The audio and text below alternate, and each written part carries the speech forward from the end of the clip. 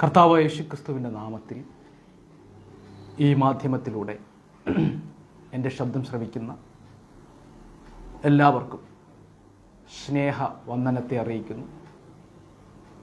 പ്രത്യേകാൽ കർത്താവിൻ്റെ സുജു പാസ്റ്റർ മറ്റെല്ലാവർക്കും സ്നേഹവന്ദനത്തെ അറിയിക്കുന്നു.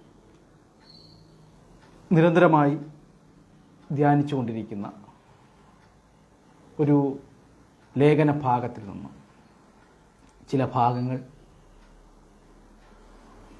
അനുവദനീയമായ സമയത്തിനകത്ത് ചിന്തിക്കാൻ വേണ്ടി ആഗ്രഹിക്കുന്നു.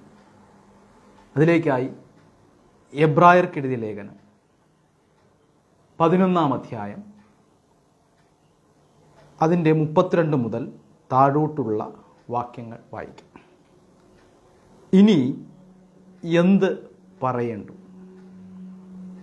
ഗിദ്യോൻ, ബാരാക്ക്, ഷിംഷോൻ, ഇഫ്താഹ്, ദാവീദ് എന്നിവരെയും ശമൂവേൽ മുതലായ പ്രവാചകന്മാരെയും കുറിച്ച് വിവരിപ്പാൻ സമയം പോരാ.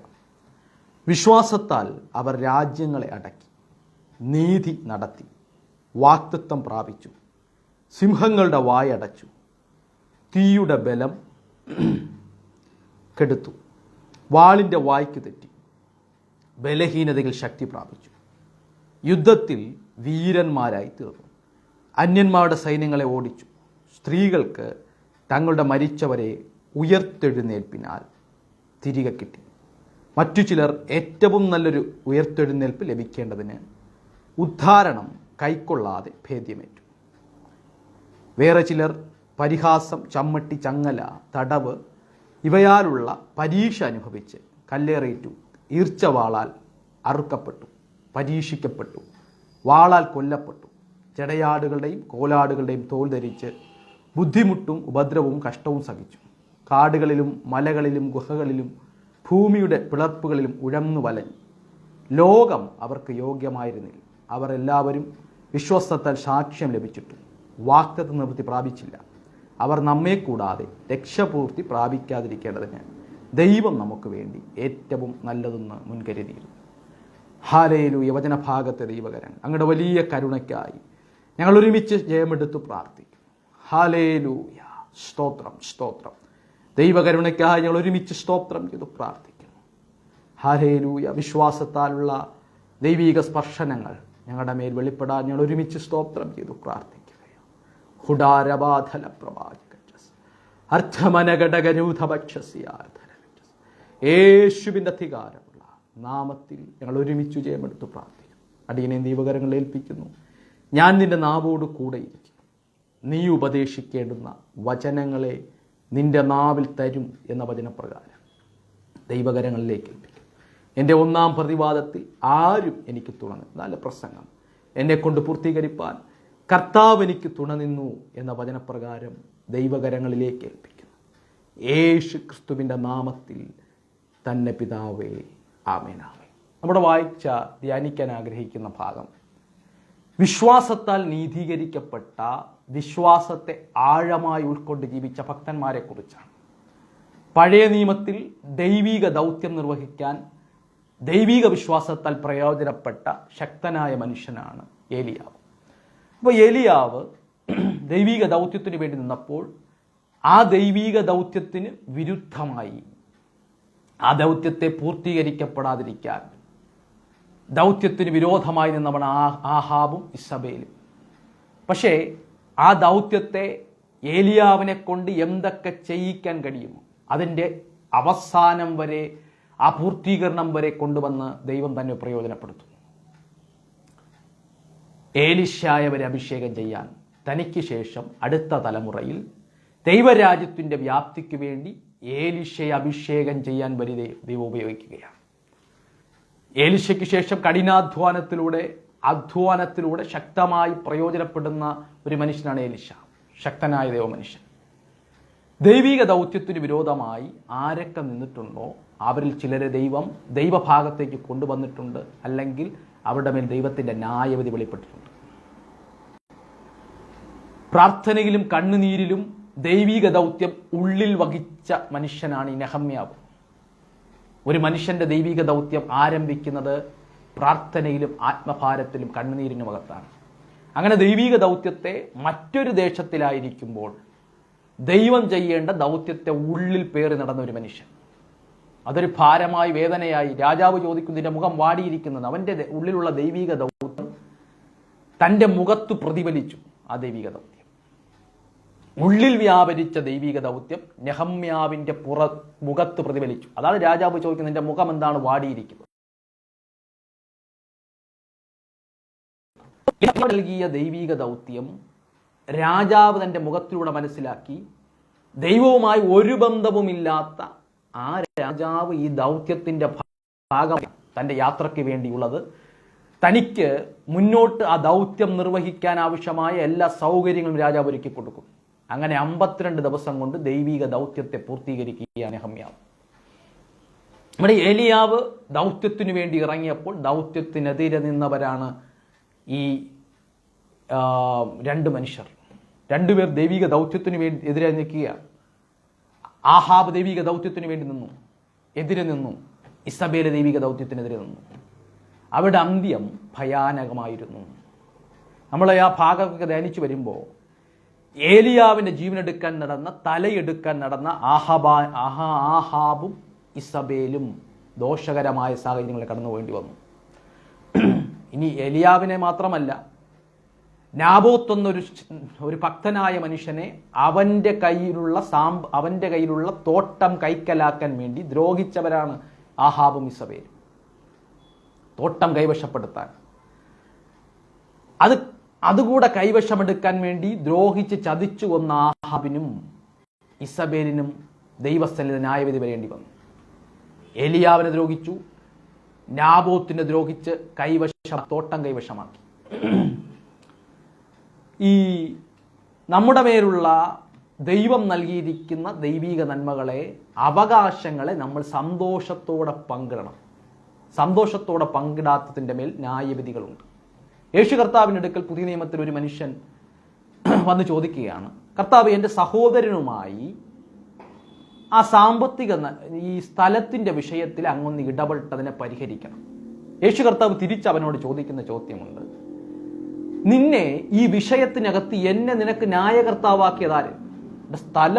സ്ഥലം വേർതിരിച്ചു തരുന്നതും അതിനെ ഭാഗം വയ്ക്കുന്നതുമാണ് എൻ്റെ ജോലി. എൻ്റെ ജോലി അതല്ല എന്ന് പറഞ്ഞിട്ട് യേശു ഒരു ഉപമയിലേക്ക് പോവുകയാണ്. ആ ഉപമയ്ക്കകത്ത് ഒരു മനുഷ്യൻ പറയുന്നു, ഞാൻ എൻ്റെ കളപ്പുരകളെ വലുതാക്കി വയ്ക്കും, എന്നിട്ട് ഞാൻ തിന്നും കുടിക്കും, ആനന്ദിക്കും, സന്തോഷിക്കും എന്ന് പറയുന്നവനോട് കർത്താവ് തിരിച്ചു പറയുന്ന പദം, മൂട, ഇന്ന് ഞാൻ നിന്റെ ജീവനെ എടുത്താൽ നീ ആക്കി വെച്ചതെല്ലാം ആർക്കായി തീരും. അതുകൊണ്ട് ദൈവരാജ്യത്തിന് വേണ്ടി വിതയ്ക്കണം. നമ്മുടെ മേൽ പകർന്നിരിക്കുന്ന ദൈവിക നന്മകൾ, ദൈവം നൽകിയ നന്മകൾ ദൈവരാജ്യത്തിൻ്റെ വ്യാപ്തിക്കാണ്, സ്വർഗരാജ്യത്തിൻ്റെ നിക്ഷേപത്തിലാണ്. ഊണിലും ഉറക്കത്തിലും നമുക്ക് ഒരേ ഒരാഗ്രഹം, ദൈവരാജ്യത്തിൻ്റെ വ്യാപ്തി ഉണ്ടാകണം. അതിനുവേണ്ടി വിതയ്ക്കണം. അതിനുവേണ്ടി ലോഭമായല്ല, കൂടുതലായി വിതയ്ക്കണം. കൂടുതലായി വിതയ്ക്കുന്നവൻ, ധാരാളമായി വിതയ്ക്കുന്നവൻ ധാരാളമായി കൊയ്യും. അപ്പോൾ ഈ ഏലിയാവിൻ്റെ ജീവൻ എടുക്കാൻ നടന്ന ആഹാബും ഇസബേലും, ആഹാബിൻ്റെ മരണത്തെക്കുറിച്ച് ഇവിടെ പറയുന്ന ഈ ഭാഗത്ത് നമ്മൾ ധ്യാനിച്ചു വരുമ്പോൾ, നായ്ക്കൾ വന്നവൻ്റെ രഥത്തിനകത്തുനിന്ന് അവൻ്റെ രക്തം നക്കിയാണ്. ഇസബേലും ആഹാബും കൂടിയാണ് ഏലിയാവിൻ്റെ ദൗത്യത്തിനെതിരായി നിന്നത്. രണ്ടാമത് നാബോത്തിൻ്റെ സ്ഥലം ചതിച്ചെടുത്തവരാണ് ഇവർ. അവസാനം ആ സ്ത്രീയെക്കുറിച്ച് നമ്മൾ ധ്യാനിച്ചു വരുമ്പോൾ, മരണശേഷം അടക്കാൻ വേണ്ടി അവളെ തലമുണ്ടയും കാലും കൈപ്പത്തിയെ ലഭിച്ചിട്ടുള്ളത്. അപ്പോൾ ദൈവിക ദൗത്യത്തിനു വേണ്ടി ഈ കാലഘട്ടത്തിലും ആരൊക്കെ നിൽക്കുന്നോ അവർക്കെതിരെ ദൈവത്തിൻ്റെ ന്യായവിധികളുണ്ട്. അപ്പോൾ ഇങ്ങനെ ഭക്തന്മാർക്ക് വിശ്വാസത്താൽ അവർ തീയുടെ ബലക്കെടുത്തി, വിശ്വാസത്താൽ മരിച്ചവരെ ഉയർപ്പിച്ചു, വിശ്വാസത്താൽ പലതും നേടിയെടുത്തു. ഏലിയാവിന് ശേഷം വിശ്വാസത്താൽ ജീവിച്ച, ദൈവിക വിശ്വാസത്താൽ അടിയുറച്ചു ജീവിച്ച, വിശ്വാസത്താൽ നീതീകരിക്കപ്പെട്ട ഒരു മനുഷ്യനാണ് എലീശ എന്ന് പറയുന്ന മനുഷ്യൻ. എലീശ സ്ത്രീകൾക്ക് തൻ്റെ മരിച്ചവരെ ഉയർത്തെഴുന്നേൽപ്പിനാൽ നൽകാൻ ദൈവത്താൽ പ്രയോജനപ്പെട്ട ഒരു മനുഷ്യനാണ്. ശൂനേമിലെ ധനികനായ ഒരു സ്ത്രീ, ആ സ്ത്രീ തൻ്റെ ഭർത്താവിനോട് പറയുകയാണ്, നമ്മുടെ ഇടയ്ക്ക് ഇവിടെ കൂടെ കടന്നു പോകുന്ന മനുഷ്യൻ അയാളൊരു വിശുദ്ധനായ മനുഷ്യനെന്ന് ഞാൻ കാണുന്നു. അയാളെ ഒറ്റ നോട്ടത്തിൽ നോക്കിയിട്ട് അയാളുടെ സംസാരവും അയാളുടെ രീതികളും അയാളുടെ ചലനങ്ങളെ നോക്കി മനസ്സിലാക്കിക്കൊണ്ട് സ്ത്രീ പറയുകയാണ്, യവൻ ശക്തിയുള്ള മനുഷ്യൻ എന്നതിനപ്പുറം ഈ മനുഷ്യൻ വിശുദ്ധനായൊരു ദൈവ മനുഷ്യനാണ്. ഇയാൾ നമ്മുടെ നാട്ടിലൂടെ പോകുന്നത് നന്മയാണ്, നമ്മുടെ ഭവനത്തിൽ ഇയാൾ കയറുന്നത് നമുക്ക് നന്മയാണ്. കാരണം ദൈവസന്നിധിയിൽ അവൻ വിശുദ്ധനായ മനുഷ്യനാണ്, അവൻ്റെ ജീവിതത്തെ അവൻ കാത്തു സൂക്ഷിക്കുന്നവനാണ്. അപ്പം അതുകൊണ്ട് ജീവിതത്തിൻ്റെ ഓരോ മേഖലകളെയും ലിമിറ്റ് ചെയ്ത് കാത്തു സൂക്ഷിക്കുന്ന ഒരു മനുഷ്യനായിരുന്നു എലീശ. അത് ഈ സ്ത്രീ നിരന്തരം ആ ദൈവ മനുഷ്യനെ ശ്രദ്ധിച്ചു നോക്കി മനസ്സിലാക്കി. അവൻ്റെ എല്ലാ മേഖലയിലും ഒരു മാറ്റം, കളിയും ചിരിയും അവൻ്റെ സംസാരങ്ങളിലും വാക്കുകൾ കൊടുക്കലും ഏത് മേഖലകൾക്കകത്തും അവനൊരു പരിമിതി കിട്ടിയിരുന്നു. ആ പരിമിതിക്കപ്പുറം പോകത്തില്ല. അത് നിരന്തരം ആ സ്ത്രീ ഈ ഏലീശയെ നോക്കി മനസ്സിലാക്കിയിട്ട് ഭർത്താവിനോട് പറയുകയാണ്, നമുക്ക് നമ്മുടെ വീടിനോട് ചുമരിനോട് ചേർന്ന് ഒരു മാളിക മുറി പണിയണം. എന്നിട്ട് കൂടെ നമ്മുടെ ഏലീശ ഇവിടെ കടന്നു വരുമ്പോൾ അതിനാവശ്യമായ എല്ലാ കസേരയും വിളക്കും മറ്റു സൗകര്യങ്ങളെല്ലാം ഒരുക്കിയ ആ ദൈവമനുഷ്യൻ ഇവിടെ താമസിക്കട്ടെ. ആ ദൈവമനുഷ്യൻ ഇവിടെ താമസിക്കുന്നത് നമുക്ക് അനുഗ്രഹമാണ്, ഈ ദേശത്തിന് അനുഗ്രഹമാണ്. കാരണം അയാൾ വിശുദ്ധനായ ഒരു ദൈവമനുഷ്യനാണ്.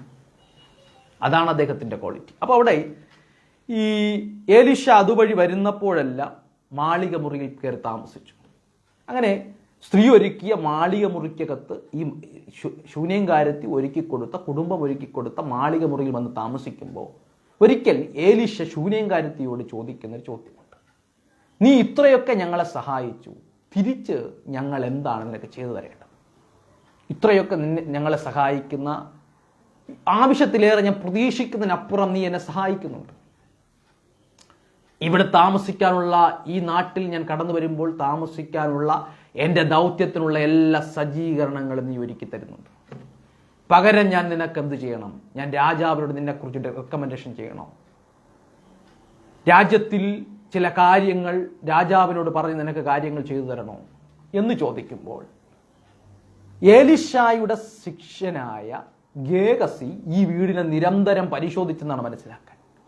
ഗേഹസി അവരുടെ വീട്ടിലെ പ്രാർത്ഥനാ വിഷയമല്ല ഒപ്പിയെടുത്തു. ഗേഹസി പറയുകയാണ്, ഇവളുടെ ഭർത്താവ് വാർദ്ധക്യം വന്നൊരു മനുഷ്യനാണ്, വൃദ്ധനായൊരു മനുഷ്യനാണ്, ഇവർക്ക് ഇതുവരെ തലമുറകളില്ല. ഞാൻ ചിന്തിക്കുന്നത് ആ വിഷയം ഒരു കൈവിട്ട വിഷയമാണ്. തൻ്റെ ഭർത്താവ് വൃദ്ധനായിരിക്കുന്നു, തലമുറകൾ ലഭിക്കാൻ ഒരു ചാൻസുമില്ല. ആ സാഹചര്യത്തിൽ മറന്നിരിക്കുന്ന വിഷയത്തിൽ ഒരു പ്രതീക്ഷയും ഇല്ലാതിരിക്കുമ്പോൾ അതിനെക്കുറിച്ച് അവൾക്ക് ചിന്തയേ ഇല്ല. ആ ചിന്തയില്ലാതിരിക്കുമ്പോൾ ഏലീശ അവളോട് പറയുകയാണ്, അവളെ വിളിക്കാം. നമ്മൾ ഈ ഭാഗത്തെ ധ്യാനിച്ചു വരുമ്പോൾ ഏലീശയുടെ മുമ്പിൽ ഈ ശൂന്യംകാരത്തിയായ സ്ത്രീ വന്ന് നിൽക്കുന്ന ഒരു സാഹചര്യമുണ്ട്. ഏലിയാവ് നിൽക്കുന്ന ആ മാളിക മുറിയുടെ മുൻപിൽ വാതിലിന് ഒരു സൈഡിൽ ഒതുങ്ങി ആ സ്ത്രീ വന്ന് നിൽക്കുകയാണ്, ഒരു സൈഡ് ചേർന്ന് മാറി നിൽക്കുന്നു. ആ ദൈവഭക്തനോടുള്ള ബഹുമാനമാണ്, വിശുദ്ധനായ ആ ദൈവപുരുഷനോടുള്ള ആ സ്ത്രീയുടെ ബഹുമാനം. അവൾ ആ വാതിൽക്കൽ നിന്ന് ഒരു സൈഡ് ചരിഞ്ഞു മാറി നിന്നു, ഒരറ്റത്തേക്ക് മാറി നിന്നു. ഏലീശ അവളോട് അങ്ങനെ നിൽക്കുമ്പോൾ ഒരു ദൂത് പറയുന്നുണ്ട്. പൂർണ്ണമായും ആ ദൂതിനെ കൈക്കൊള്ളാതിരിക്കുമ്പോൾ, വിശ്വാസത്തെ എടുക്കാൻ പറ്റുന്ന സാഹചര്യമില്ലാതിരിക്കുമ്പോൾ ഏലീശ അവളോട് പറയുന്നു, വരുന്ന ആണ്ടിൽ ഈ സമയമാകുമ്പോൾ നീ ഒരു മകനെ അണച്ചുകൊള്ളും. അടുത്ത ആണ്ടിൽ അതേ സമയമായപ്പോൾ ആ ദൈവപ്രവൃത്തി ഈ ശൂന്യംകാരത്തിൻ്റെ ജീവിതത്തിനകത്ത് നടന്നു. അവിടെ ശൂന്യംകാരത്തി ഇത് വലിയ വിശ്വസിച്ചിട്ടൊന്നും എടുത്തിട്ടൊന്നുമില്ല, ഈ പറയുന്ന പ്രവചനത്തെ ഉൾക്കൊണ്ടൊന്നുമില്ല. അവൾ പറയാണ്, അടിയനോട് അങ്ങ് ഫോഷ്ക്ക് പറയരുത് എന്നാണ് പറഞ്ഞത്. അതുപോലെ ആ ദൈവീക പ്രവചനത്തെ അതുപോലെയൊന്നും ശൂന്യംകാരത്തി ഉൾക്കൊണ്ടൊന്നുമില്ല. കാരണം അവൾക്ക് അതിനോട് വലിയ ആശയമൊന്നുമില്ലായിരുന്നു. ആശയില്ലാതിരിക്കുമ്പോൾ ദൈവപ്രവചനത്തിനകത്ത്, ദൈവീക പ്രവചനത്തിലൂടെ ഒരു തലമുറ അവൾക്ക് ലഭിച്ചു. ആ തലമുറയാണ് പിന്നീട് ആ കുഞ്ഞാണ് അവളുടെ മടിയിൽ കിടക്കുമ്പോൾ മരിച്ചു പോകുന്നത്. ഞാൻ ഈ ഭാഗത്തെ ചിന്തിച്ചു വരുമ്പോൾ, മുമ്പ് കുഞ്ഞ് ലഭിക്കുമെന്ന് പറഞ്ഞു വലിയ വിശ്വാസമില്ലാതിരുന്ന ശൂന്യംകാരത്തി ഈ കുഞ്ഞ് മരിച്ചു കഴിയുമ്പോൾ അവളുടെ മേൽ വ്യാപരിച്ചിരുന്ന വിശ്വാസത്തിൻ്റെ തീവ്രത എത്ര വലുതായെന്ന് ആലോചിച്ച് നോക്കണം. നേരത്തെ കുഞ്ഞ് ലഭിക്കുമെന്നുള്ള ആശയം അവക്കില്ല. എന്നാൽ ഇന്ന് അവളുടെ വിശ്വാസം എത്ര വർധനവിലേക്ക് നയിക്കപ്പെട്ടിരിക്കുന്നു. ആ വിശ്വാസം, നമ്മൾ വിശ്വാസത്തെക്കുറിച്ചാണ് പറയുന്നത്, ഭക്തന്മാരുടെ വിശ്വാസം. ആ വിശ്വാസം എത്രത്തോളം ഉയർന്ന തലങ്ങളിലേക്ക് കയറിയിരിക്കുന്നു. ആ വിശ്വാസത്തിൻ്റെ വർധനവ് വന്നിട്ട് അവൾ ചെയ്യുന്നത്, ജീവനറ്റ തനിക്ക് മരിച്ചുപോയ ജീവനറ്റ കുഞ്ഞിനെ മാളിക മുറിയിൽ ഏലിശയ്ക്ക് വേണ്ടി കൊടുത്ത മാളിക മുറിയുടെ മുകളിൽ കൊണ്ട് കിടത്തിയിട്ട് ദീർഘദൂരം യാത്ര ചെയ്ത് ഏലിശയെ അന്വേഷിച്ചു പോവുകയാണ്. അവിടെ ചെന്ന് അവൾ ഏലിശയുടെ കാലി പിടിച്ച് കരഞ്ഞു, കണ്ണ് നിറഞ്ഞ് കരഞ്ഞു. അപ്പോൾ അവളുടെ വിശ്വാസത്തിൻ്റെ വർധനവാണ്. അപ്പോൾ അവിടെ ഈ ഏലിശ തൻ്റെ ശിഷ്യനെ ഇങ്ങോട്ട് പറഞ്ഞു വിടുന്നുണ്ട്. എലിയാവിൻ്റെ വടിയും എടുത്തുകൊണ്ട് ശിഷ്യൻ ഓടി അവിടെ ചെന്ന് പ്രാർത്ഥിച്ചെങ്കിലും ഒന്നും നടന്നില്ല. ഈ സ്ത്രീ നിരന്തരം നിർബന്ധിച്ചു കൊണ്ടേയിരുന്നു. ഈ ദൈവ മനുഷ്യനെ നിരന്തരം നിർബന്ധിച്ചു കൊണ്ടേയിരുന്നു, അങ്ങ് വരണം, അങ്ങ് വന്ന് എൻ്റെ മകനെ സൗഖ്യമാക്കണം. ഞാൻ പറയുന്നത്, നേരത്തെ കുഞ്ഞ് ലഭിക്കുമെന്ന് പറഞ്ഞപ്പോൾ വിശ്വാസമില്ലായിരുന്ന അവളുടെ വിശ്വാസത്തിൻ്റെ തലത്തിൽ വ്യത്യാസം വന്നിരിക്കുന്നു. അങ്ങനെ ഏലിശയുടെ അടുക്കൽ വന്ന് സ്ത്രീ ഈ ഗേഹസിയുടെ പ്രാർത്ഥനയിൽ തൃപ്തയല്ലാതിരുന്ന സ്ത്രീ നിരന്തരം ഏലിശയെ നിർബന്ധിച്ചു കൊണ്ടുവന്ന് പ്രാർത്ഥിക്കുകയാണ്. ആ പ്രാർത്ഥനയിൽ ആ കുഞ്ഞിൻ്റെ മേൽ കവിണ്ണു വീണ് പ്രാർത്ഥിക്കുമ്പോൾ അവന് ജീവൻ ലഭിച്ചു. ബാലൻ 7 പ്രാവശ്യം തുമ്മി. അങ്ങനെ ഏലിയാവ് ഗേഹസിയെ വിട്ട് ശൂനങ്കാരത്തെ വിളിപ്പിച്ച് അവളുടെ പറയുകയാണ്, ഈ കുഞ്ഞിനെ എടുത്തുകൊണ്ട് പോയിക്കൊള്ളുക. സ്ത്രീകൾക്ക് തങ്ങളുടെ മരിച്ചവരെ ഉയർത്തെഴുന്നേൽപ്പിനാൽ തിരികെ കിട്ടി വിശ്വാസത്താൽ. അപ്പോൾ ശൂനങ്കാരത്തിയുടെ വിശ്വാസം, അവളിൽ വ്യാപരിച്ച വിശ്വാസം, ഏലിശ പ്രാർത്ഥിക്കുമ്പോൾ പുറത്തു നിൽക്കുന്ന അവളുടെ മേൽ വ്യാപരിച്ച വിശ്വാസത്തിൻ്റെ ആഴം വലുതാണ്. ആ വിശ്വാസത്തിൻ്റെ ആഴമാണ് ദീർഘദൂരം യാത്ര ചെയ്യാൻ അവളെ പ്രേരിപ്പിച്ചത്. ആ വിശ്വാസത്തിൻ്റെ ആഴമാണ് ആ ദൈവപുരുഷൻ്റെ മുമ്പിൽ ചെന്ന് അപേക്ഷിക്കാൻ വേണ്ടി അവളെ പ്രാപ്തയാക്കി.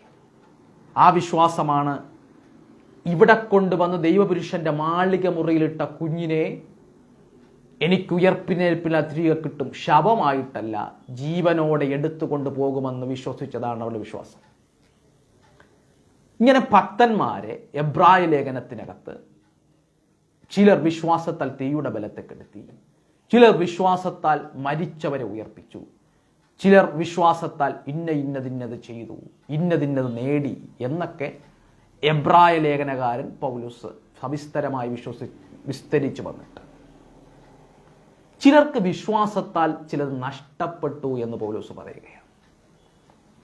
ഉദ്ധാരണം കൈക്കൊള്ളാൻ അവസരമുണ്ടായിരുന്നിട്ടും ഉദ്ധാരണം കൈക്കൊണ്ടില്ല, വിടുതൽ പ്രാപിച്ചെടുത്തില്ല. പലരും സിംഹങ്ങളുടെ വായടച്ച് വാളിൻ്റെ വായ്ക്ക് തെറ്റി ഉയർത്തെഴുന്നേൽപ്പിനാൽ ചിലരെ തിരികെ കിട്ടി. വിശ്വാസത്താൽ പലതും നേടിയെടുത്തപ്പോൾ വിശ്വാസത്താൽ മറു സൈഡിൽ ചില ഭക്തന്മാർ വിശ്വാസത്താൽ ചിലത് വേണ്ടെന്ന് വെച്ചു, ഉദ്ധാരണം കൈക്കൊള്ളാതെ ഭേദ്യമേറ്റു. അപ്പൊ ഇതുവരെ വിശ്വാസത്താൽ സാധിച്ച കാര്യങ്ങളെക്കുറിച്ച് പൗലോസ് സവിസ്തരം പറഞ്ഞു വന്ന് വിശ്വാസത്താൽ സഹിച്ച കാര്യങ്ങളെക്കുറിച്ച് പൗലോസ് പറയുകയാണ്.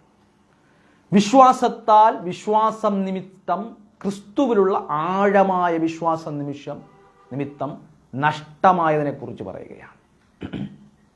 പല പ്രലോഭനങ്ങളും മുൻപിൽ വന്നപ്പോഴും ക്രിസ്തുവിനോടുള്ള ജീവിതമാണ് വലുത്. കോട്ടം വന്നാലും നേട്ടം വന്നാലും ക്രിസ്തുവിനോടൊപ്പം എന്ന തീരുമാനമെടുത്ത ഭക്തന്മാരുമുണ്ട്. അവരെക്കുറിച്ച് പറയുകയാണ്. പ്രലോഭനങ്ങൾ മുമ്പിൽ വന്നപ്പോൾ, യേശുവിനെ തള്ളിപ്പറയാൻ മുൻപിൽ വന്നപ്പോൾ, യേശുവിനെ തള്ളിപ്പറഞ്ഞാൽ നിന്റെ ജീവൻ തിരിച്ചു കിട്ടും, ഇല്ലെങ്കിൽ ചമ്മട്ടിയും കല്ലേറും പ്രതിസന്ധിയെല്ലാം ഏൽക്കേണ്ടി വരും, ദണ്ഡനമേൽക്കേണ്ടി വരും, പരിഹാസമേൽക്കേണ്ടി വരും, പ്രതിസന്ധിയിലൂടെ കടന്നു പോകേണ്ടി വരും. പക്ഷെ അത് ക്രിസ്തുവിനെന്നോണം അഭിമാനത്തോടെ സന്തോഷത്തോടെ ഈ ഭക്തന്മാർ കൈക്കൊണ്ടു. പ്രലോഭനങ്ങൾ ഈ കാലഘട്ടത്തിനകത്തും വരാം, ഈ കാലഘട്ടത്തിൽ ചേർത്ത് ചിന്തിക്കാം. ഈ വിശ്വാസം വിട്ടിട്ട് വന്നാൽ നിനക്ക് നല്ല ജീവിതം തരാം, നല്ല വിവാഹം ചെയ്തു തരാം, വാഹനം തരാം, എന്തൊക്കെ സൗകര്യങ്ങളെല്ലാം ഒരുക്കി തരാം എന്ന് പറഞ്ഞാലും ക്രിസ്തുവിൽ അല്ലാതെ എനിക്ക് വേറൊരു നന്മ വേണ്ടെന്ന് തീരുമാനിക്കുന്നതാണ് ഭക്തൻ്റെ ആഴമായ വിശ്വാസം. അപ്പോൾ അവിടെ യേശു മാത്രം മതി, യേശുവിൽ നിന്നുകൊണ്ടുള്ള എന്ത് നന്മയുണ്ട് ആ നന്മ മതി. അതാണ് ഭക്തന്മാരുടെ തീരുമാനം. വാള് വന്നോട്ടെ, കല്ലേറ് വന്നോട്ടെ, പ്രതിസന്ധി വന്നോട്ടെ, അപകരിച്ചെടുത്തോട്ടെ, പല മേഖലയിലൂടെ ഞങ്ങൾ കടന്നു പോട്ടെ, ഒരു വലിയ ഇതൊന്നും കാണിക്കാൻ പറ്റിയില്ലെങ്കിൽ തടവിലായിക്കോട്ടെ, പ്രതിസന്ധി ഉണ്ടായിക്കോട്ടെ, എന്തുമുണ്ടായിട്ട് എന്തൊക്കെ ഉണ്ടായാലും ക്രിസ്തുവിനോടൊപ്പമേ ഉള്ളൂ. ജീവിക്കുന്നത് ക്രിസ്തു, മരിക്കുന്നത് ലാഭം. ഞാൻ എൻ്റെ പ്രാണനെ വിലയേറിയതായി എണ്ണുന്നില്ല. അപ്പോൾ ആ ഭക്തന്മാരുടെ ആഗ്രഹം ഈ വരെ പ്രതിസന്ധിയിലൂടെ കടന്നുപോയാലും കാരാഗ്രഹത്തിലകത്തായാലും ക്രിസ്തുവിനോടൊപ്പമേ ഉള്ളൂ. പൗലോസിന്റെ ആഴമായ വിശ്വാസത്തെക്കുറിച്ച് ഫിലിപ്പി ലേഖനത്തിനകത്ത് സന്തോഷിപ്പിൻ കാരാഗ്രഹത്തെ പൗലോസ് പഠനമുറിയാക്കി മാറ്റി. കാരാഗ്രഹത്തിനകത്താണെങ്കിൽ നമ്മൾ പലരും പിറുപിറുക്കും, എന്തിനാണ് ഈ അവസ്ഥ ഇങ്ങനെ കൊണ്ടിട്ടതെന്ന് പിറുപിറുക്കും. കാരാഗ്രഹത്തിനകത്ത് കടന്നുകൊണ്ട് കണ്ണുനീരോടെ അവിടെ കടന്നുകൊണ്ട് പിറുപിറുക്കുകയല്ല, പകരം പറയുന്നു സന്തോഷിപ്പിൻ. കാരാഗ്രഹത്തെ പഠനമുറിയാക്കി മാറ്റി. കാരാഗ്രഹത്തെ കടന്നുകൊണ്ട് നദിയിൽ വെള്ളമൊഴുകുന്നത് പോലെ ദൈവവചനങ്ങളുടെ മർമ്മങ്ങൾ പൗലോസിന്റെ ചിന്താമണ്ഡലങ്ങളിലൂടെ കടന്നു പോവുകയാണ്. അപ്പൊ കാരാഗ്രഹത്തെ പൗലോസ് അത്ഭുതമാക്കി മാറ്റുകയാണ്. കാരാഗ്രഹത്തെ ദൈവരാജ്യത്തിന്റെ വ്യാപ്തിക്ക് വേണ്ടിയാക്കി മാറ്റുകയാണ്. വിശ്വാസ നിമിത്തം എന്തൊക്കെ നഷ്ടം വന്നാലും അത് പോട്ടെ എന്ന് കണ്ടവരാണ് ഈ ഭക്തന്മാർ. ഒറ്റപ്പെടുത്തലുകളുണ്ടായിരിക്കും. ഈ കാലഘട്ടത്തിനകത്ത് ഒറ്റപ്പെടലുണ്ടാകുന്ന ഭക്തന്മാർ അനേകരുണ്ട്. ഒറ്റയ്ക്ക് വിശ്വാസ ജീവിതത്തിലേക്ക് വന്നിട്ട് ഭവനത്തിനകത്തുനിന്നും എല്ലാ മേഖലയിൽ നിന്നും ഇറക്കപ്പെട്ടിട്ടും ദൈവത്തെ തള്ളിക്കളയാത്ത എത്രയെത്ര ഭക്തന്മാരുണ്ട്. നമുക്കറിയാവുന്ന എത്രയോ ഭക്തന്മാർ. അപ്പൊ അങ്ങനെയുള്ള യേശു കർത്താവ് തന്നെ പറയുന്നു, ഞാൻ നിങ്ങൾക്ക് വാൾ വരുത്താൻ എത്രേ വന്നത്. വാൾ വരുത്താനാണ് വന്നിരിക്കുന്നത്. കുടുംബത്തിനകത്ത് നിങ്ങളിൽ പലർക്കും വാൾ വരുത്താനാണ് ഞാൻ വന്നത്. പ്രതിസന്ധികൾ ഉണ്ടാവും, പ്രശ്നങ്ങളുണ്ടാവും, ഛിദ്രതയുണ്ടാവും. അവിടെയും പിടിച്ചു നിൽക്കണം. ആ മേഖലയെക്കുറിച്ചൊക്കെ പൗലോസ് പറയും. അങ്ങനെ നിന്ന ഭക്തന്മാർക്ക് ലോകം അവർക്ക് യോഗ്യമായിരുന്നില്ല. ലോകത്തിനെതിരായിട്ടാണ് അവർ നീന്തിക്കൊണ്ടിരുന്നത്. ഒഴുക്കിനെതിരെ അവർ നീന്തിക്കൊണ്ടേയിരുന്നു. വക്രതയും കോട്ടമുള്ള നടുവിൽ അനിമ്നരും പരമാർത്ഥികളുമായിട്ട് അവർ മുന്നോട്ട് പോയി. അപ്പോൾ ഈ ലോകക്കാർക്ക് അവരെ ഇഷ്ടമൊന്നും ആയിരുന്നില്ല ആ ഭക്തന്മാരെ. കാരണം ലോകക്കാർ ചെയ്യുന്നതിന് പലതിനും അവരില്ല. അതുകൊണ്ടാണ് വക്രതയും കോട്ടമുള്ള തലമുറയുടെ നടുവിൽ വിപരീതമായി അവർ ചിലത് ചെയ്തുകൊണ്ടിരുന്നു. അവരെന്ത് ചെയ്യുന്നതിന് വ്യത്യസ്തമായിട്ടാണ് ഇവർ ചെയ്യുന്നത്. അവർ ചെയ്യുന്നതിന് നേരെ വിപരീതം ഇവർ ചെയ്യും. അവരുടെ ആഘോഷങ്ങൾക്കകത്ത് ഇവരില്ല. അവർ ചെയ്യുന്നതൊന്നും ഇവർ മാതൃകയാക്കുന്നില്ല. അവരൊന്നും അനുകരിക്കുന്നുമില്ല. അവരുടെ ചടങ്ങുകൾക്കകത്ത് അവരില്ല. അവരുടെ സന്തോഷങ്ങൾക്കകത്ത് അവരില്ല. അവർക്ക് പ്രത്യേക സന്തോഷമാണ്. ഇങ്ങനെ അവർക്ക് അവരുടേതായ ചില രീതികളുണ്ട്. അതുകൊണ്ട് അവർക്ക് ഇഷ്ടപ്പെട്ടില്ല. ലോകം അവർക്ക് യോഗ്യമായിരുന്നില്ല. അപ്പം അതുകൊണ്ട് ഈ കൂട്ടർ വിശ്വാസത്താൽ ചിലർ സാധിച്ചെടുക്കുമ്പോൾ ഈ കൂട്ടർക്ക് വിശ്വാസത്താൽ ചിലർക്കൊന്നും കിട്ടിയില്ല.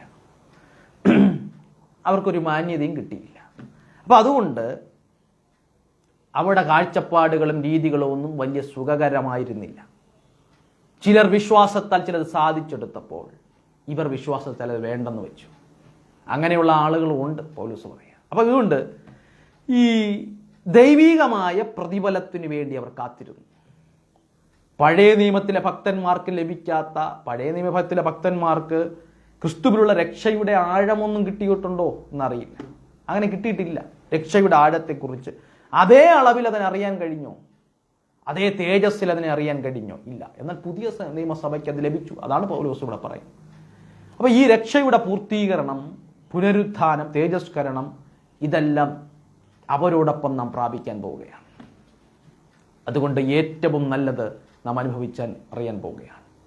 വിട്ടുപിരിഞ്ഞ് ക്രിസ്തുവിനോടുകൂടെ ചേരുന്നത് അത്യുത്തമം. ഉത്തമമായതിൽ നിന്ന് അധികം നല്ലതിനെ, അത്യുത്തമാതിനെ നമ്മൾ പ്രാപിക്കാൻ പോവുകയാണ്. ആ ക്രിസ്തുവിനെ നാം അനുഭവിച്ചറിയാൻ പോവുകയാണ്. അതിനെക്കുറിച്ച് പോലും അതിനു വേണ്ടിയാണ് ഈ ഭക്തന്മാരിൽ ചിലത് ഉദ്ധാരണം കൈക്കൊള്ളാതെ ഭേദ്യമേറ്റത്, ചിലത് വേണ്ടെന്ന് വെച്ചത്. അപ്പോൾ ഇവിടെ ഈ ഭാഗങ്ങളെയെല്ലാം പൗലോസ് ധരിപ്പിച്ചിട്ട് വന്നിട്ട് ഇങ്ങനെ വിശ്വാസത്തിൽ ജീവിക്കുന്ന ഭക്തന്മാർ നോക്കി ഇന്നും ജീവിക്കേണ്ടത്, പഴയ നിയമത്തിലെ ഭക്തന്മാരെയെല്ലാം കാണിച്ചു. പഴയ നിയമഭക്തന്മാരെ ഓരോരുത്തരെയും വിശ്വാസത്താൽ നേടിയവരെ, വിശ്വാസത്താൽ ത്യജിച്ചവരെയെല്ലാം നോക്കിക്കൊണ്ട് അവസാനം പൗലോസ് കൊണ്ട് നിർത്തുകയാണ്, വിശ്വാസത്തിൻ്റെ നായകനും പൂർത്തി വരുത്തുന്നവനുമായ യേശുവിനെ നോക്കുക. പഴയ നിയമത്തിലെ ശ്രേഷ്ഠരായ ഭക്തന്മാരെ, മരിച്ചവരെ ഉയർപ്പിച്ചവരെയും തീക്കകത്തുനിന്ന് രക്ഷപ്പെട്ടു വന്നവരെയും പിന്നെ എല്ലാ കാര്യങ്ങളും ചെയ്ത ഭക്തന്മാരെ സവിസ്തരം നമുക്ക് പരിചയപ്പെടുത്തിക്കൊണ്ട് വിശ്വാസ ജീവിതം നയിച്ച ആത്മീയ പിതാക്കന്മാർ നമുക്ക് ചുറ്റും നിൽക്കുന്നു. നമുക്ക് ചുറ്റും നിൽക്കുന്ന വളരെ ശ്രേഷ്ഠരായ ആത്മീയ പിതാക്കന്മാരെ, നമ്മൾ വർഷക്കാലം പ്രസംഗിച്ച് പരിചയപ്പെട്ട ആത്മീയ ഭക്തന്മാരെ ഓരോരുത്തരെയും കൊണ്ടുവന്ന് അക്കമിട്ട് നിരത്തിയിട്ട് പൗലോസ് പറയുക, വിശ്വാസത്തിൻ്റെ നായകനും പൂർത്തി വരുത്തുന്നവനുമായ യേശുവിനെ നോക്കണം. ഈ ഭക്തന്മാരെല്ലാം ഗാലറിയിലിരിക്കുകയാണ്. ഞാൻ ചിന്തിക്കുന്നത്, ഈ ഓട്ടക്കളത്തിൽ ഓടുന്ന ആളുകൾ, പുതിയ തലമുറയിലുള്ള ആളുകൾ ഓടുമ്പോൾ ഈ ഓട്ടമൊക്കെ കഴിഞ്ഞ് നേരത്തെ നന്നായിട്ടൊക്കെ ഓടി പെൻഷനായി കാര്യമെല്ലാം കഴിഞ്ഞ് ഓട്ടം കഴിഞ്ഞിട്ട് ഗാലറിയിൽ ഇരുന്ന് ഒരുത്തം നോക്കിക്കൊണ്ടിരിക്കുന്നു. നന്നായി ഓടി വിജയിച്ചിട്ടുള്ള ആളാണ്, പഴയ ആളാണ്.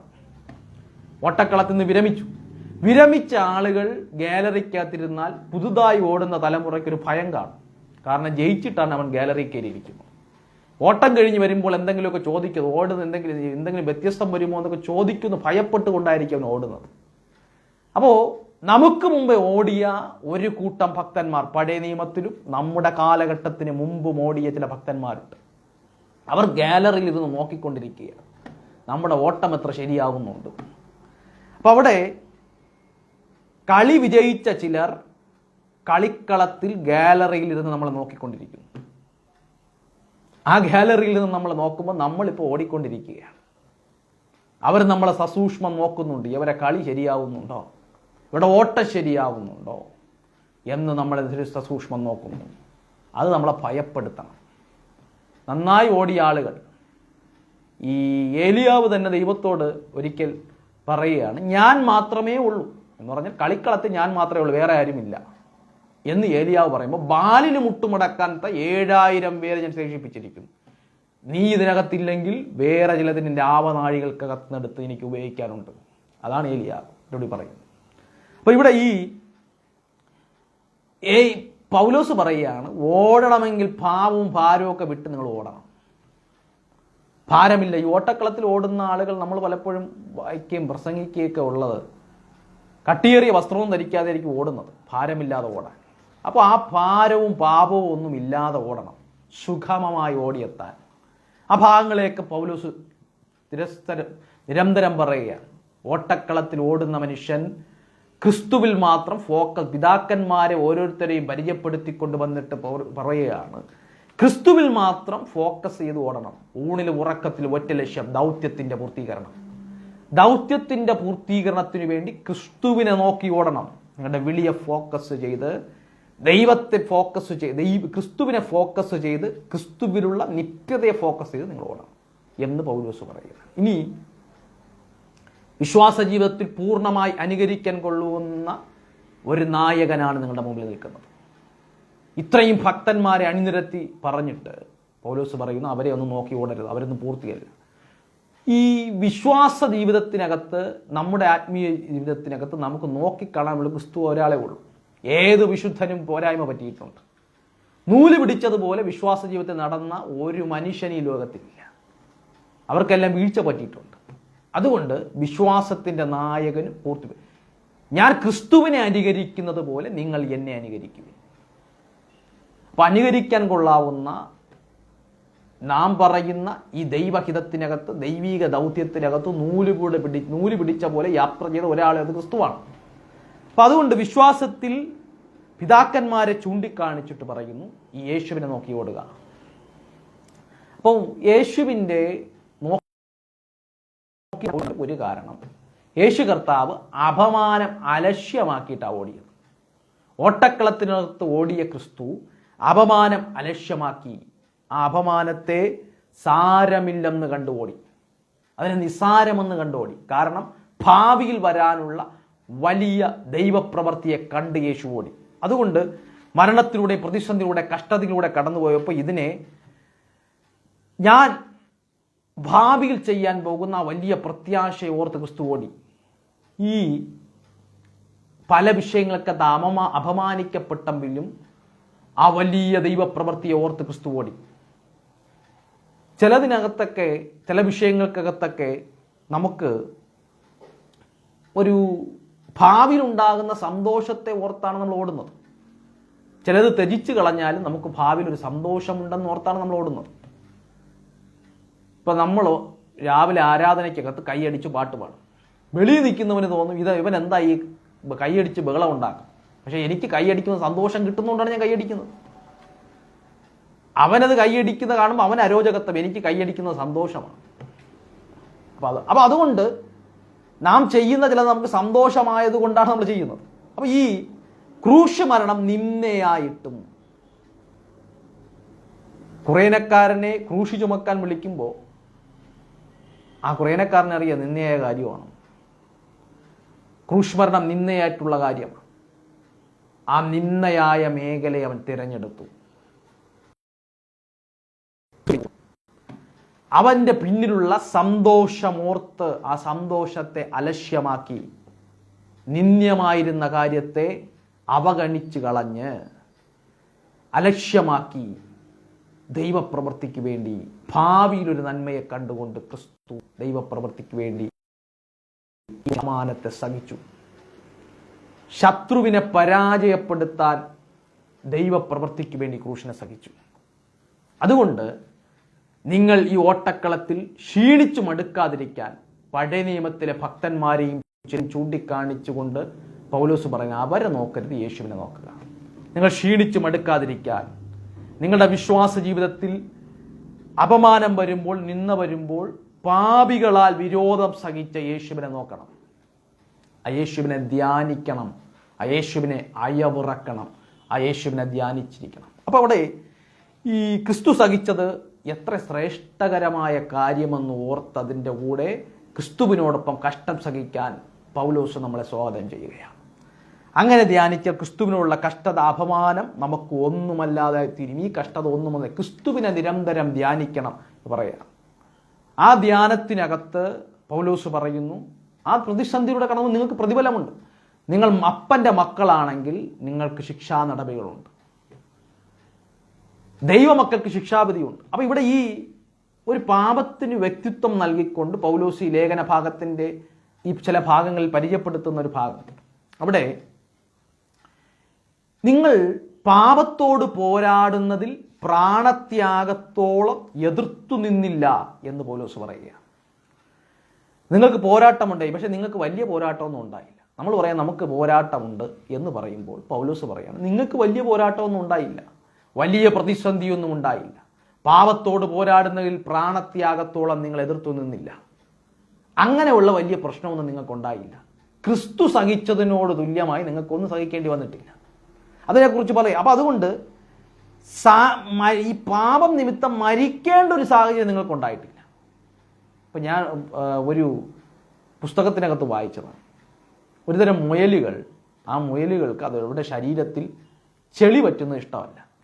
അതുകൊണ്ട് വേട്ടക്കാരതിനെ പിടിക്കാൻ വേണ്ടി ഉപയോഗിക്കുന്നത്, അത് കയറുന്ന മാളത്തിന് പുറത്തെല്ലാം ചെളി തേച്ച് വയ്ക്കും. പുറമേ വന്ന മുയലുകൾ അവ അതിനകത്ത് കയറാതിരിക്കാൻ തപ്പി നടക്കുമ്പോൾ വേട്ടക്കാരൻ ആക്രമിച്ച് കീഴ്പ്പെടുത്തും. ഒരു തവണ ഞാൻ വേണമെങ്കിൽ ചേർത്ത് പറയാം. കുറേ ആളുകൾ നമ്മളെ ഒരു സംഘമായി ചേർന്ന് വളഞ്ഞ് നമ്മുടെ വായ്ക്കകത്തേക്ക് ഒരു മദ്യക്കുപ്പി കുത്തി കയറ്റണമെന്ന് വിചാരിച്ചു. ഒരു മദ്യക്കുപ്പി കുത്തി കയറ്റുകയാണ്. തിരിച്ച് ഞാൻ പ്രതികരിക്കുകയാണ്, ഈ മരിക്കേണ്ടി വന്നാലും ഞാൻ ഈ മദ്യം എൻ്റെ വായ്ക്കകത്തോട്ട് പോകാൻ അനുവദിക്കില്ലെന്ന് ഞാൻ അവനോട് ഫൈറ്റ് ചെയ്യുകയാണ്. ഒരു ഫൈറ്റിംഗ്, ഒരു പോരാട്ടം.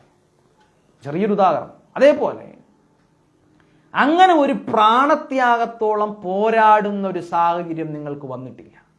കർത്താവ് പറയുന്നു, ഞാൻ നിമിത്തമുള്ള ചില ബാലശിക്ഷകൾ, ആ ബാലശിക്ഷ നിങ്ങൾക്ക് വന്ന് നിങ്ങളെ വിശുദ്ധീകരണത്തിലേക്ക് തേക്കേണ്ടതിന് വേണം, എന്നോട് അനുരൂപരാക്കി നിങ്ങളെ തീർക്കേണ്ടതിന് വേണ്ടിയാണ്. ഒരു പാപത്തിനെതിരായ ഒരു മൽപ്പിടുത്തം നടത്തുന്ന സാഹചര്യത്തിലേക്ക് നിങ്ങൾ വന്നിട്ടില്ല. അപ്പോൾ ഇവിടെ നമുക്ക് വരുന്ന ചില കഷ്ടതകൾ മക്കൾക്കപ്പൻ നൽകുന്ന ബാലശിക്ഷയാണ്. ആ കഷ്ടതയ്ക്കകത്താണ് ദൈവശബ്ദത്തെ നമുക്ക് കേൾക്കാൻ കഴിയുന്നത്. ദൈവശബ്ദം യഥാർത്ഥമായി കേൾക്കാൻ കഴിയുന്നത് കഷ്ടതയ്ക്കകത്താണ്. കഷ്ടതയ്ക്കകത്തും ദൈവത്തിന് ചിലത് നമ്മോട് സംസാരിക്കാനുണ്ട്. ദൈവത്തിൻ്റെ ശബ്ദം പ്രതിസന്ധികൾക്കകത്തും ദൈവത്തിന് നമ്മോട് സംസാരിക്കണം. അപ്പം ഈ കഷ്ടതയിൽ പോരാട്ടത്തിനകത്ത് പൗലോസ് പറയുകയാണ്, നിങ്ങൾ ക്ഷീണിച്ചു പോകരുത്, നിങ്ങൾ പിതാവിൻ്റെ ശാസനയിൽ മനം മടുത്തു പോകരുത്. അപ്പോൾ ഈ ശാസന നിങ്ങൾ അപ്പനാണ് എന്ന് അംഗീകരിക്കുന്നുണ്ടെങ്കിൽ അപ്പൻ തരുന്ന ശിക്ഷയും അംഗീകരിക്കണം. നിങ്ങളുടെ അപ്പനാണ് കർത്താവെങ്കിൽ ആ കർത്താവ് തരുന്ന ശിക്ഷയെ അനുഭവിക്കണം, അതിനെ സന്തോഷത്തോടെ ഏറ്റെടുക്കണം. അത് നിങ്ങളെ ഇല്ലായ്മ ചെയ്യാനല്ല, നിങ്ങൾ നന്നാക്കാനാണ്. അപ്പൻ ആഗ്രഹിക്കുന്ന രീതിയിൽ പണിയെടുക്കേണ്ടതാണ്, നിങ്ങളെ ദൈവകൃപയിൽ വർദ്ധിപ്പിക്കേണ്ടതിന് വേണ്ടിയാണ്, നിങ്ങളെ ദൈവത്തിലേക്ക് തിരിക്കേണ്ടതിന് വേണ്ടിയാണ്, നിങ്ങളെ ജീവിതത്തെ അവസാനിപ്പിക്കേണ്ടതിന് വേണ്ടിയാണ്, നിങ്ങളുടെ സ്വയപ്രശംസയെ ഇല്ലാതാക്കേണ്ടതിന് വേണ്ടിയാണ്. ഈ ഇയ്യോബും ഒരിക്കൽ ദൈവസന്നിധിയിൽ സ്വയമായി പ്രശംസിച്ചിട്ടുണ്ട്.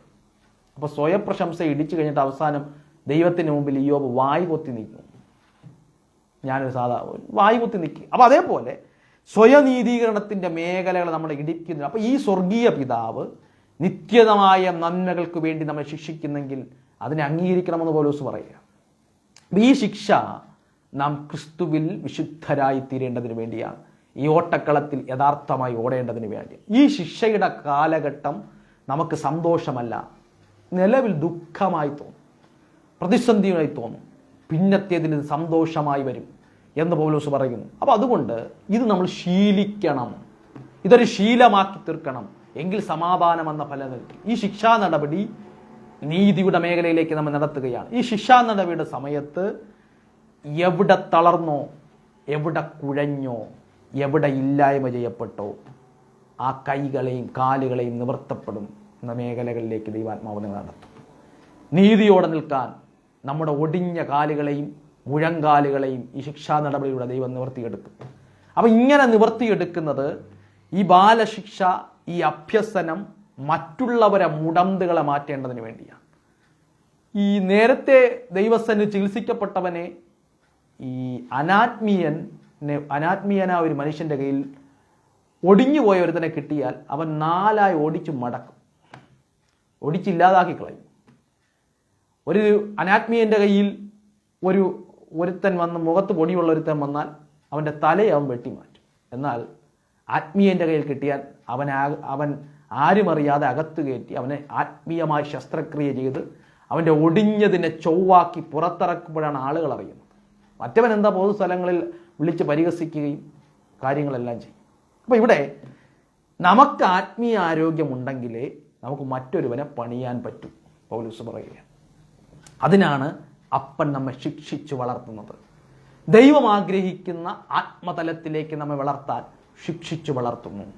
വിശ്വാസത്തിൻ്റെ നായകനും പൂർത്തി വരുത്തുന്നവനുമായ യേശുവിനെ നോക്കി ഓടുക. ആ ഓട്ടത്തിനിടയിൽ ആ ആത്മീയ യോദ്ധാവായി നാം ഓടുന്നിടയിൽ നമുക്ക് ശിക്ഷാ നടപടിയുണ്ട്. അത് അപ്പൻ ആഗ്രഹിക്കുന്ന ആത്മതലത്തിലേക്ക് നമ്മെ വളർത്തേണ്ടതിന് വേണ്ടിയാണ്. നമ്മുടെ ഒടിഞ്ഞുപോയ ചിലതിനെ പൂർത്തീകരിച്ച് വരേണ്ടതിന് വേണ്ടി. ഇനി ഒടിഞ്ഞ ചിലരെ കാണുമ്പോൾ നമുക്ക് ദുഃഖമുണ്ടാകാനും ആരോഗ്യകരമായ ജീവിതത്തിലൂടെ ആത്മീയ ജീവിതത്തിലൂടെ കടന്നുപോയി ചിലരെ ശസ്ത്രക്രിയ ചെയ്ത് പുറത്തു കൊണ്ടുവന്ന് ആത്മീയ യോദ്ധാവായി യുദ്ധക്കളത്തിൽ നിർത്താൻ നമ്മെ പ്രാപ്തരാക്കേണ്ടതിന് വേണ്ടിയാണ്. അതുകൊണ്ട് പുതിയൊരു ആത്മീയ മനുഷ്യനായി ജീവിക്കാൻ, ആത്മീയ യുദ്ധം ചെയ്യുന്ന പോരാളിയായി പടക്കളത്തിൽ നിന്ന് അവസാനം ആയുധം ധരിച്ച് യുദ്ധം ചെയ്ത് കാലുറച്ചു നിൽക്കാൻ ദൈവത്തിൻ്റെ ആത്മാവ് നമ്മെ സഹായിക്കട്ടെ. ഒരു നിമിഷം പ്രാർത്ഥിക്കാം. പരിശുദ്ധനായ ദൈവമേ, സ്വർഗീയ നല്ല കർത്താവേ, അങ്ങയുടെ വലിയ കരുണയ്ക്കായി ഞങ്ങൾ ഒരുമിച്ച് സ്തോത്രം ചെയ്ത് പ്രാർത്ഥിക്കും. വിശ്വാസത്തിൻ്റെ നായകനും പൂർത്തി വരുത്തുന്നവനുമായ യേശുവിനെ നോക്കിയോടാൻ ദൈവാത്മാവ് ഞങ്ങളെ സഹായിക്കണം. ചിലർ വിശ്വാസത്താൽ തീയുടെ ബലം കെടുത്തി, ചിലർ വിശ്വാസത്താൽ ത്യജിച്ചു കളഞ്ഞു. വിശ്വാസത്തിൽ ശക്തിയാർജിക്കാൻ ആത്മാവ് ഞങ്ങളെ സഹായിക്കണമേ. ഞങ്ങൾ നിൽക്കുന്ന പോരാട്ടക്കളത്തിനകത്ത് ഹല്ലേലൂയ, ഞങ്ങൾ ശിക്ഷാ നടപടിയിലൂടെ ദൈവത്തിൻ്റെ ശിക്ഷകളിലൂടെ പ്രതിസന്ധിയിലൂടെ കടന്നു പോകുമ്പോൾ മക്കളെന്ന രീതിയിൽ ആർജവത്തോടെ ബലപ്പെടാൻ, ശക്തി ധരിക്കാൻ, ദൈവകൃപ അനുഭവിപ്പാൻ, പുതിയൊരു ആത്മതലത്തിലേക്ക്, പുതിയ വിശ്വാസത്തിൻ്റെ തലത്തിലേക്ക്, പുതിയ ആത്മീയ പോരാട്ടത്തിൻ്റെ തലത്തിലേക്ക് ആത്മാവ് ഞങ്ങളെ പണിതെടുക്കാൻ, ഒടിഞ്ഞ ചിലതിനെ പണിതെടുക്കുന്ന ആത്മബലം നിങ്ങളുടെ മേൽ പകരേണ്ടതിന് ഞങ്ങൾ ഒരുമിച്ച് സ്തോത്രം ചെയ്ത് പ്രാർത്ഥിക്കും. ഇത് ഇനി ശ്രദ്ധിക്കാൻ പോകുന്ന എല്ലാവരുടെ മേലും ദൈവത്തിൻ്റെ കൃപ വെളിപ്പെടും. അടിയനെ ദൈവകരങ്ങൾ ഏൽപ്പിക്കുന്നു. ദൈവകൃപ കൊണ്ട് ഞങ്ങളെ നിറയ്ക്കും, ആത്മീയ പോരാളികളാക്കി തീർക്കും, വിശ്വാസത്തിൽ ആർജവമുള്ള ഉറപ്പുള്ളവരാക്കി തീർക്കും. യേശു ക്രിസ്തുവിൻ്റെ നാമത്തിൽ തന്നെ പിതാവേ, ആമേൻ ആമേൻ. ഇത്രത്തോളം ശ്രദ്ധിച്ച എല്ലാവരും നന്ദി അറിയിക്കുന്നു. ദൈവം നിങ്ങളെ അനുഗ്രഹിക്കും.